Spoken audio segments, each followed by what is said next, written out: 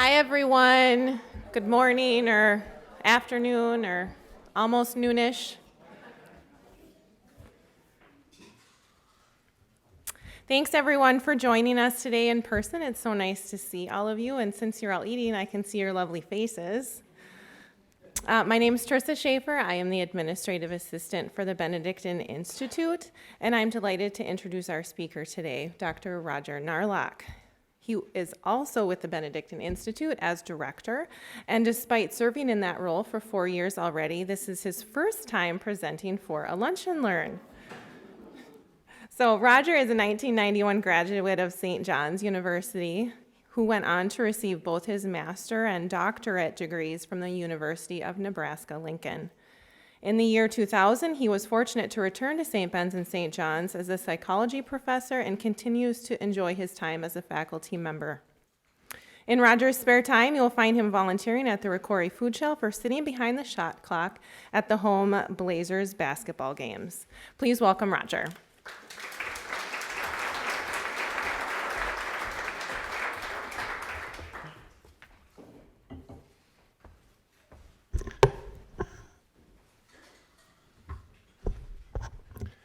Thank you, Trissa, and thank you all for being here. It is so good to see you.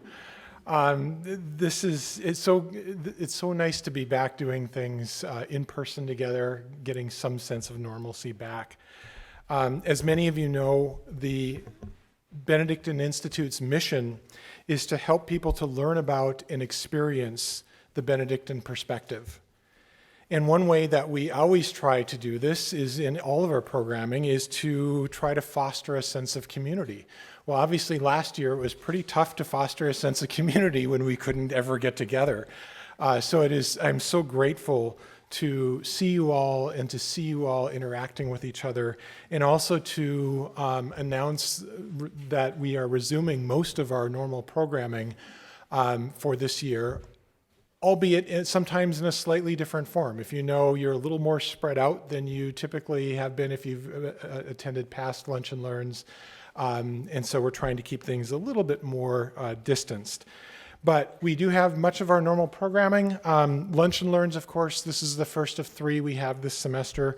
We will also have our building community every Friday, which a lot of you partake in, which is essentially just free donuts and coffee every Friday morning from 9 to 10:45 that moves around locations.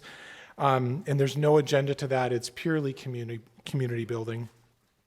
We also have our Benedictine education program that just started this week here on this campus and will be starting next week at St. Ben's. And this is a little bit more intensive. It's a 4-session program where you'll learn about Benedictine values from a different monastic member each week. And then we have, by popular demand, we are bringing back the Benedict Bingo and Beer, which will be October 14th this week, or this month, this semester. Please check the daily bulletin to when it gets a little bit closer to that time for signups. The pandemic did have some unforeseen fruits, however. Because we weren't doing our normal programming, we had time to do some other kinds of things, one of which is we have over 1,100 people signed up for our Listen program, which is that 3 days a week we send out an inspirational quote that has some Benedictine connections or is compatible with a Benedictine point of view. We send that out via email. If you don't get those, just go to our website and you can still sign up to receive those. Also on our website, you can see the big initiative last spring was we put on our website Ben Talks, which are modeled after TED Talks, where we have monastic members from St. John's and St. Ben's do about a 15-minute talk on each of the Benedictine values. And those are always up on our website for you to go watch and listen to whenever you wish. So we did, again, have some interesting things that we were able to do in lieu of our normal programming. When picking a topic for today's talk, I thought to myself, what could I talk about that hasn't really gotten much attention in the last year and a half? And I thought, COVID. But in all reality, I recognize that this is a very loaded topic with lots of feelings involved. And because of the deep emotions around this topic, I would like to start with a little exercise that relies on the Benedictine assumption that we cannot reflect on our experiences if we don't experience them. And what I mean by that is oftentimes we are so distracted by sometimes technology or distracted by our hopes and our fears or what we just came from doing or what we're anticipating doing next that we forget about being present in the moment. And certainly Benedict suggests cultivating a habit of being fully present in the moment.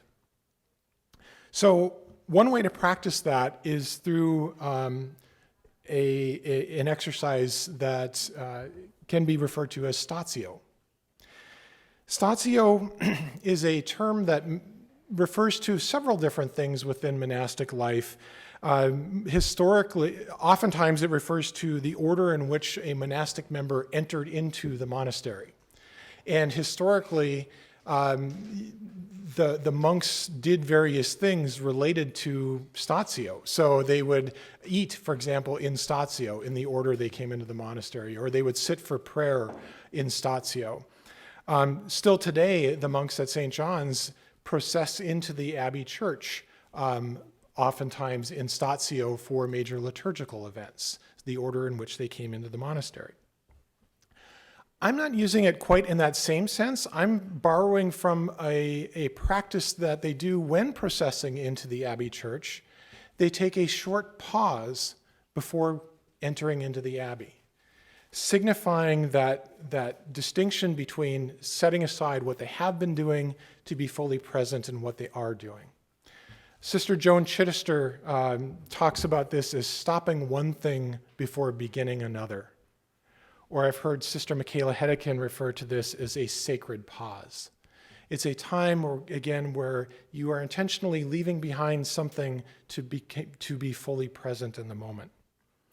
And so I would like us to do this together. I would like this to take about 30 seconds. If you have devices out, I would like you to set them face down. I would like you to try to calm your minds and hearts. Let go of whatever you just got done doing before coming here. Whatever you may be doing next, let go of any fears or apprehensions or anticipations you may have about today's topic, and just be present together for about a half a minute.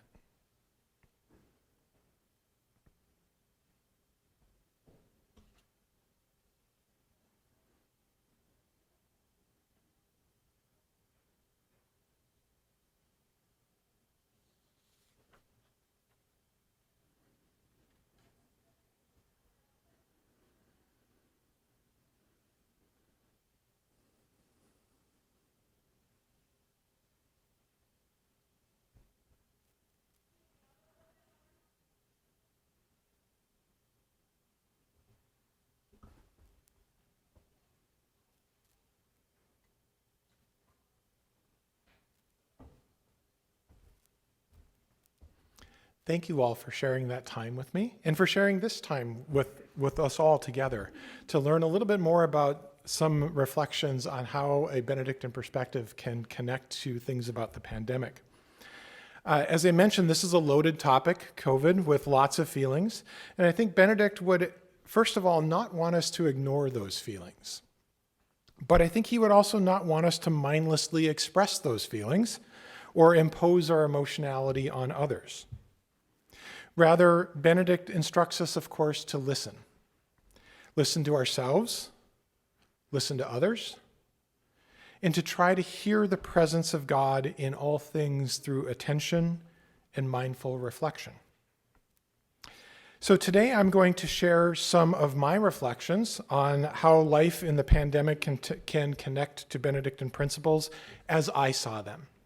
And I want to start by first acknowledging that these are my reflections on my personal experiences during the pandemic.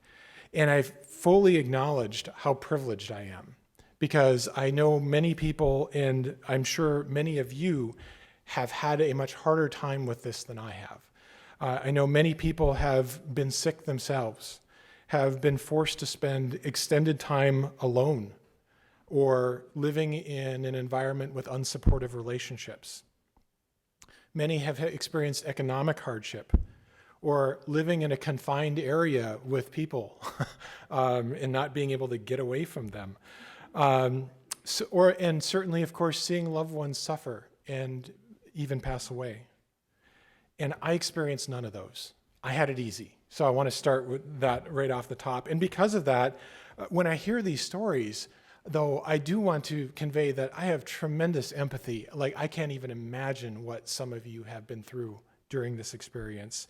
I have tremendous empathy, also probably some guilt that how did I get off so easy, but also some gratitude, right? That I didn't have to live through a lot of things, a lot of these hardships that a lot of other people have. So yikes, how can one have all of these conflicting kinds of different, both positive and negative and empathic sort of emotions at the same time? And I think that was really one of the calling cards of pandemic life for me, is simultaneously experiencing incompatible emotions. And not just occasionally, but daily, or maybe even constantly. It just seemed like every experience I was in, it brought up so many feelings, both, again, positive and negative, that I would wrestle with. I don't think I've ever experienced anything in my life where I was both so grateful and so sorrowful at the same time. And so that was a really, again, eye-opening human experience to have. So the first value I'd like to talk about that certainly helped me bring me some sense of peace during this emotional turmoil was the value of awareness of God. And so attaining some sort of peace through awareness of God. And this certainly happened in a number of ways, but there are three of which I want to talk about today. One was through nature. And this isn't uncommon for me. I frequently experience God in nature, but I certainly made a routine of doing that throughout the pandemic. And my main routine was taking daily walks. And was, again, so grateful that we had a relatively mild fall last fall that allowed us to walk outside without getting too bundled up well into December. And in taking walks and viewing scenery such as these are some snapshots I took with my phone. Just gorgeous. I mean, it's easy to see God in that, right? Another way in nature that I saw God is one of my hobbies is fishing. So I like to fish a lot. And fishing also allows me to be with my loon friends. And I'm not talking about other fishermen. I'm talking about actual loons. So loons to me are kind of my God animal. They are so beautiful and so peaceful. And they seem kind of ever present. And you don't even realize they're there. And then, boop, they pop up out of the water right next to your boat. Literally, I took this picture. You can see my boat in the foreground. This was about a fishing pole's length away from my boat. And one of the interesting things about fishing, especially in the fall, is the first year loons, the ones that just hatched in the spring, leave to fly south later than the adults do. So I think it's to sort of bolster up a little bit more for the journey. So they're alone on the lake, these new loons, and I think they're lonely because this particular loon followed my boat for about 15 minutes, about that far away. And that isn't the first time that's happened. So it's just really interesting seeing that sort of companionship and seeing that kind of quiet, awesome beauty that they possess and kind of the dignity that they represent. So that was certainly in nature one place where I was acutely aware of God. Another was in my students. And I relished any kind of classroom interaction with students even more than normal. So we taught, of course, in the block system last year, and I had the good fortune of teaching right away in September in the first block. And wow, that was joyous. After going to online education from the spring before, to actually be with students in class was amazing. But I did have kind of a weird experience with the block schedule because I have some course reassigned time in order to direct the Benedictine Institute. The way my schedule fell out was I taught all of September in a block, and then I didn't teach again until mid-March. And so all of that time in between, I worked from home, like most of you probably did. And so in working from home and being home on a day-to-day basis every day and by myself, my wife still went into work each day. And so I was at home alone all day long each day. And there's, when you're doing that, when you're in your house and haven't left your house for 4 or 5 days at a time, they're seeing God in the ordinary, and then they're seeing God in the very ordinary. And so that was a struggle to do at times, but one of the ways in which I did this was through puzzles. And I think jigsaw puzzles got a rejuvenation in terms of the hobby market. And so I started doing jigsaw puzzles like probably a lot of other people did. But one of the things that I became fairly quickly aware of was these that I hadn't known existed before are wooden puzzles. And this is an example of a wooden puzzle. It's a completely different experience than a regular jigsaw puzzle. It's much more about the process than it is just about getting it done and completing it and assembling it. So this was the first wooden puzzle I did. So the first way in which I saw, which I was aware of God is just through the sheer beauty of the puzzle, right? I mean, it was in working with each piece in such a minute way and sort of seeing in all the texture and the colors was certainly a wonderful experience of God. The other way, however, was in experiencing the creativity involved in this. Both my own creativity in assembling it and seeing sort of processes emerge in my way of thinking that I didn't know were necessarily there before, but also the creativity of the designer.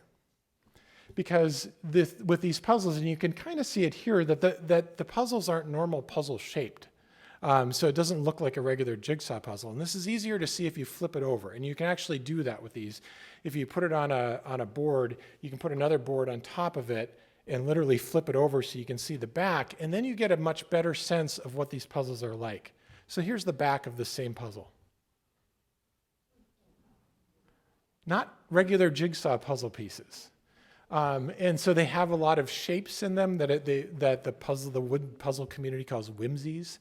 So you see like butterflies and bears and things like that in there. And then again, the creativity and how to put this together just kind of grabs you. Psychologists refer to the experience I had with this as a flow experience. It's an experience where you're fully engaged in something. You lose track of time when doing it. You feel most alive and most focused, and quite frankly, in a lot of ways, very close to God while doing it. You have that sort of heightened sense of being in the present moment. I was describing this to one of my monastic friends when I first got into this, and he said, "Oh, so it's kind of like doing Lectio with puzzles." And I was like, "Yeah, it kind of is." It's both Lectio Divina and doing these kinds of puzzles are really a reflective, attentive process that goes beyond the medium itself and helps you to experience God. And so I thought that was a really neat analogy. Now, one of the other ways that I experienced God or was aware of God through these puzzles is in the surprises it created and the awe experiences of these surprises. So awareness of God is, well, let me first explain what I mean by that. So here's an even further close-up shot. And what I mean by surprises is you'll see things like up here, there's like a circle. So if you have this piece, you're looking for kind of a circle piece to put in it. And you see that again over here. And you see that again down here. And so then when you're looking for a circle shape, all of a sudden they do something like, let's see, where is one? I lost it. Have to go around here. Something like there. Where they bait you into thinking you're looking for a circle, but if you notice that's actually two different pieces, each of which are like a half circle to fit in. And so again, they sort of lead your thinking down one path and then say, no, just kidding, it's something completely different. And I think that relates to, so one of the other terms that you can think of as pretty synonymous with awareness of God is the Catholic term of sacramentality, which is not only seeing God in all things, but it's also about opening ourselves up to what is, rather than allowing our expectations or our hopes or our fears distort what is. And so this was a kind of a training in a way of helping me to sort of take away some of my expectations and just focus on what is. And that was great training for dealing with the pandemic, because sort of the analogous ways of thinking are, and this has more to do with letting go of your hopes or fears, instead of just hoping that COVID would be over with and then getting frustrated that it's not, it trained me more to embrace the insights that it can provide, that this way of life can provide, about myself and about what matters in life. Instead of bemoaning having to teach some of my students through a screen, I can think about questions about how can I grow from this, and what beauty am I seeing in this situation, rather than just wishing that situation was something different. So lessons to be learned, certainly. Another Benedictine value I'd like to connect to the pandemic is really, I started talking about it in terms of respect for persons, but it can also be characterized by the common good or obedience. And one way that Benedict describes the importance of respect for persons is in the oft-quoted chapter 72 of the Rule on Mutual Obedience, where he says, "No one is to pursue what he judges better for himself, but instead what he judges better for someone else." This runs counter to arguments that you hear in today's world about COVID mitigation measures such as masks and vaccinations, arguments which focus on outcomes purely for the individual. Benedictine principles clearly orient us toward the common good. My actions are not just about their implications for me, but what is for the good of the other. Now, having been personally shaped by a Benedictine worldview, I struggled when seeing others not follow the needs of the common good, and instead subscribe to more of an individualistic view. And I'm not proud that my first instinct is often one of judgment. How could they, or why aren't they? And so I was wrestling with that constantly. And Benedict would certainly encourage us not to foster such feelings and such judgments. I think while it may be cathartic on a sort of human level to find like-minded people and then vent about others who are different than them, I think that's a very dangerous path, because Benedict would certainly not say that that sort of habit is creating an open and loving heart toward others. And so sometimes people, I think, get the impression that Benedictine values are these all warm and fuzzy things. It's like people gravitate towards them because they just make you feel good. And while they do, they also, in fact, are filled with challenging complexities in what they call us to do. On the one hand, it's clear that Benedict would have us focus on the common good rather than on our individuality. On the other hand, Benedict would also encourage us to be respectful and understanding of all people. Also found in chapter 72 of the Rule, just before the last quote, Benedict says they, monks or community members, should each try to be the first to show respect to the other, supporting with the greatest patience one another's weaknesses of body or behavior. Even those we disagree with. Respect all, even those we disagree with, even those we can't even imagine how they can justify their views or actions, still are deserving of our respect. In this way, Benedict clearly requires us to be countercultural, both in setting aside our individual preferences and also respecting all people. This really is to reject the sort of divisiveness and judgment that has become rampant in our society today in a lot of different ways. So how can you remain in community with somebody you vehemently disagree with on such important issues?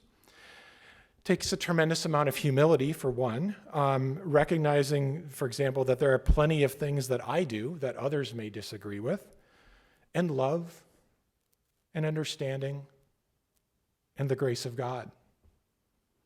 And even then, of course, we will fail to be gracious to others at times, and that's where forgiveness certainly also plays a huge role.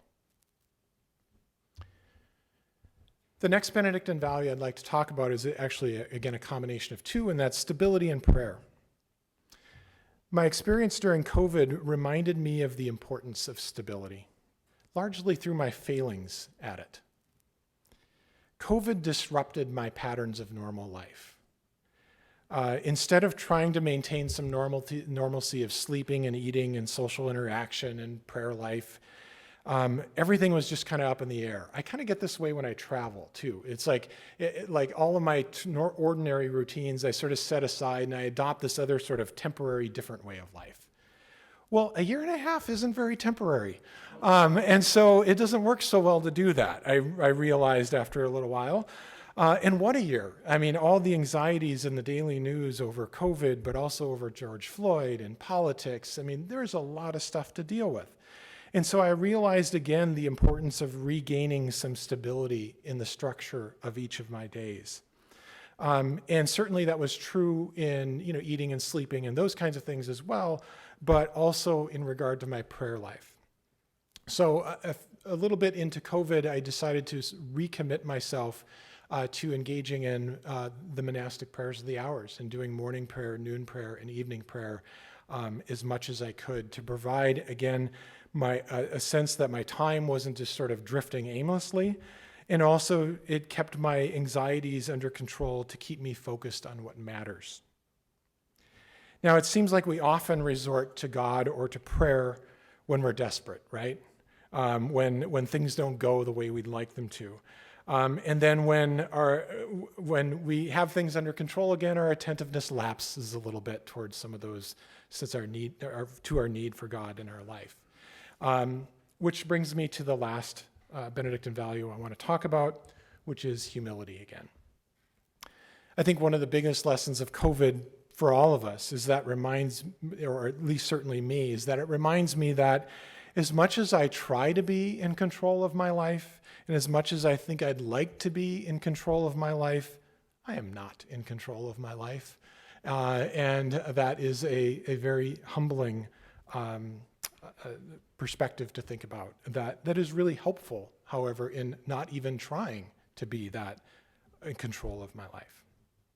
So with that, I thank you for your attention, allowing me to